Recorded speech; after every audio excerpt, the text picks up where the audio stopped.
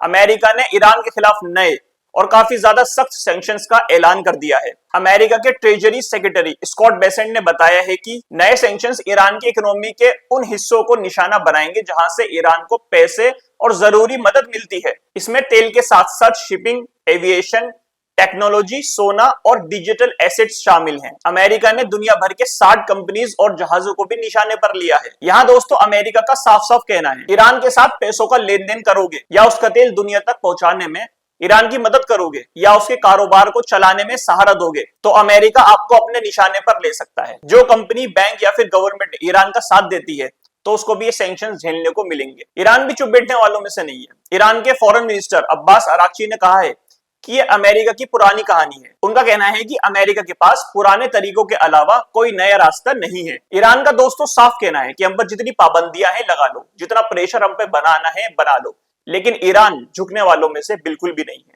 Iran कभी भी America के सामने नहीं झुकेगा। कल की रिपोर्ट में मैंने आपको बताया था कि ईरान के कई बड़े अधिकारियों ने यह बयान दिया था कि जितने भी देश अमेरिका के साथ ईरान के ऊपर सैंक्शंस लगाने में अमेरिका की मदद करेंगे वो सब ईरान के दुश्मन कहलाएंगे और उनको भी संभल के चलना चाहिए, खासतौर पे उन देशों को जिनमें अमेरिकन मिलिट्री अड्डे मौजूद हैं। यानी अब दोस्तों प्रेशर सिर्फ अमेरिका और ईरान के बीच में नहीं है, बल्कि जितने ऐसे देश हैं जो अमेरिका के साथ ईरान के ऊपर सैंक्शंस लगाएंगे, ईरान ने उन सबको धमकी दे दी है। यहाँ पर लेकिन एक बात मैं कहना चाहूंगा कि ईरान की इकोनॉमी पर अभी बहुत ज्यादा प्रेशर है। अमेरिका के नए सैंक्शंस के ऐलान के बाद ईरान की लोकल करेंसी डॉलर के मुकाबले काफी ज्यादा कमजोर हो गई है। अगर इसी तरीके से ईरान की करेंसी कमजोर रहेगी तो बाहर से आने वाली चीजें ईरान को और भी ज्यादा महंगी पड़ेंगी और इसका सीधा असर ईरान में रहने वाले आम लोगों की जेब पर पड़ेगा। खाने की चीजें, दवा, इलेक्ट्रॉनिक सामान और कई दूसरी जरूरत वाली चीजें ईरान के अंदर बहुत ज्यादा महंगी हो सकती हैं। अमेरिका का कहना है कि इसी तरीके का प्रेशर की वजह से ईरान दोबारा से बातचीत की टेबल पर आएगा,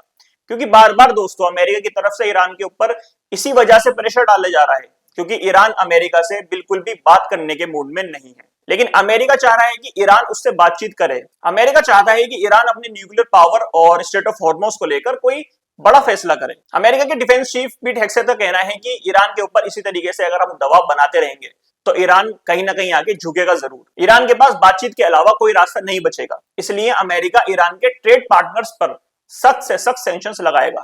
वहीं दोस्तों ईरान का कहना है कि जितना अमेरिका हम पर प्रेशर डालेगा हम उतना ज्यादा मजबूत होंगे। झुकने से तो रहा ईरान अमेरिका के सामने, बल्कि हम अपने आप को और ज्यादा मजबूत करेंगे और हम इन सारे सैंक्शंस का जवाब अपनी मिलिट्री ताकत से देंगे। कल की रिपोर्ट में दोस्तों मैंने आपको बताया था कि पाकिस्तान के field marshal Asim Munir Iran के दौरे पर गए हैं। वहां पर उन्होंने ईरान के प्रेसिडेंट पेजेश्कियान से मुलाकात की और साथ ही में पार्लियामेंट स्पीकर और अमेरिका के साथ बातचीत में ईरान के चीफ नेगोशिएटर मोहम्मद बगीर गलीबफ से भी मुलाकात करी। पाकिस्तान के ईरान के साथ पुराने और करीबी रिश्ते हैं। इन्हीं वजहों को देखकर दोस्तों डोनाल्ड ट्रंप ने पाकिस्तान से आसिम मुनीर को भेजा है ईरान के अंदर बातचीत करने के लिए। आसिम मुनीर ऐसे ही नहीं चला गया ईरान। आसिम मुनीर को भेजने वाला पीछे से डोनाल्ड ट्रंप है। डोनाल्ड ट्रंप ने कहा है कि जाकर के ईरान से बातचीत करो और उनको बातचीत पर आने के लिए मनाओ।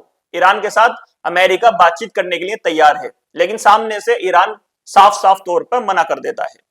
कल जो आसिम मुनीर ने ईरान के साथ बातचीत करी है वहां पर उन्होंने ये पॉइंट रखा, कहा कि अमेरिका के साथ आप बातचीत करिए, अमेरिका के साथ कोई ना कोई डील आप साइन करिए, लेकिन सामने से ईरान ने बिल्कुल मना कर दिया है किसी भी तरीके की डील अमेरिका के साथ करने के लिए। ईरान का कहना है कि अगर हम डील करना भी चाहते हैं तो पुराने जो एमओयू के पॉइंट्स हैं अमेरिका उनको माने। ईरान का कहना है कि अगर अमेरिका को डील करनी है तो सबसे पहले तो अपनी टोन, अपनी जबान संभाल के हमसे बात करनी होगी। दूसरा बताया है कि जो पहले से एमओयू की डील हुई हुई है उसी डील को पहले आप माने, उस डील को हम खत्म नहीं कर सकते। एमओयू को हमने बहुत ज्यादा सोच समझ के साइन करा था, उस डील को आप माने, उसके बाद कोई नई डील हम अमेरिका के साथ करेंगे। मतलब यहाँ पर दोस्तों ईरान को बिल्कुल भी भरोसा अब अमेरिका के ऊपर नहीं रहा है। ईरान नहीं चाहता कि वो पहले की तरह अमेरिका के साथ कोई डील करे और फिर से अमेरिका ईरान के कमर में चाकू भोंक दे।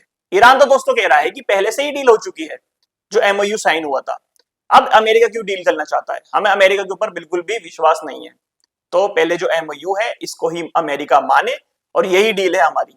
ओमान के फॉरेन मिनिस्टर बदर बिन हमद भी ईरान के दौरे पर जाने वाले हैं। रिपोर्ट्स के मुताबिक दोस्तों बताया जा रहा है कि ओमान और ईरान के बीच में स्टेट ऑफ हॉर्मोज के लेके जो डील अटकी हुई है उसी डील को लेकर ओमान के फॉरेन मिनिस्टर ईरान से बात करने के लिए आ रहे हैं। यहाँ पर दोस्तों अमेरिका की तरफ से अपने एलाइज के ऊपर साफ प्रेशर बनता हुआ दिखाई दे रहा है। अमेरिका का कहना है कि जो ईरान से करीबी देश हैं और अमेरिका के भी जो एलाइज हैं, ये जाकर के ईरान से बात करें और उसको मनाए कि किसी भी तरीके से वो बातचीत की टेबल पर आए। लेकिन दोस्तों हर बार ईरान की तरफ से एक ही जवाब आता है। ईरान कहता है कि डील तो हो चुकी है, जो MOU है, उसके अलावा हम कोई डील नहीं करेंगे। ट्रंप की रेटिंग को लेकर भी एक बड़ी खबर दोस्तों सामने आई है।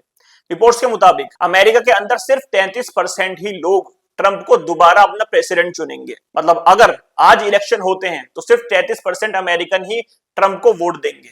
सबसे बड़ी इसकी वजह दोस्तों अमेरिका के साथ ईरान की जंग को बताया जा रहा है। जंग को शुरू हुए दोस्तों 6 महीने हो चुके हैं, लेकिन अमेरिका के 83% लोग इस बात को मानते हैं कि जंग अभी 4-5 महीने और चलेगी। यानी 10 में से 8 अमेरिकन कह रहे हैं कि जंग अभी लंबा चलेगी, जंग जल्दी खत्म नहीं होगी। अमेरिका के अंदर नवंबर में मिड टर्म इलेक्शंस होने वाले हैं, इसलिए आने वाले कुछ महीने डोनाल्ड ट्रंप के लिए बहुत ज्यादा अहम होने वाले हैं। डोनाल्ड ट्रंप की तरफ से दोस्तों जल्द से जल्द इस जंग को खत्म करने की बात सामने आई है, लेकिन ट्रंप इतनी गंदी तरीके से इस जंग के अंदर फंस चुका है कि उसने हर हथकंडा अपना लिया है, लेकिन जंग उसका पीछा नहीं छोड़ रही है। ट्रंप का सोचना था कि वेनेजुएला में जिस तरीके से उनके प्रधानमंत्री को ट्रंप ने रातों रात उठवा लिया, इसी तरीके का काम हम ईरान के अंदर भी कर सकते हैं। लेकिन ईरान की तरफ से जबरदस्त जवाब ने अमेरिका को पूरा हिला के रख दिया है। अमेरिका के पास अब हथियार भी खत्म हो चुके हैं। अमेरिका की जो मिलिट्री ताकत थी अब वो भी बिल्कुल ईरान के सामने ध्वस्त पड़ चुकी है।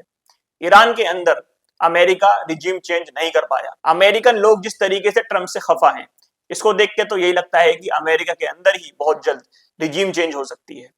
चलिए दोस्तों, आज के अपडेट्स में यही कुछ था। वीडियो अच्छे लगे तो लाइक करिएगा, अगर आप चैनल पर नए हैं तो सब्सक्राइब भी करिएगा। मिलता हूं आपसे एक और नए अपडेट की वीडियो में, तब तक के लिए अल्लाह हाफिज।